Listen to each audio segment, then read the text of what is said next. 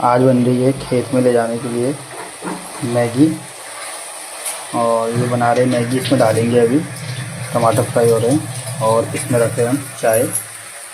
अब मैगी हो गई है तैयार, ये देखिए मस्त करके मटर वटर टमाटर बना रखे और यहाँ पर हो गई है चाय भी रेडी।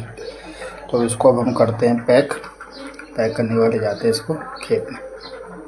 तो दोस्तों ज्योति करने लगी है खाना पैक, कह रही आज मैं देके आती हूँ। ये पूरा पैक कर दिया इसने, अपना थैला पैक कर रही है। सो गाइस, तो हम जाने लगे खेत में नाश्ता देने। खेत में आए हैं प्याज गुड़ने वाले, आजकल प्याज की गुड़ाई चल रही है तो खेत में प्याज गुड़ने वाले आए हैं। तो हम 2 जने जा रहे हैं खेत में नाश्ता देने। तो गाइस यहाँ पर हो रही है प्याज गुड़ाई। ये है हमारा प्याज।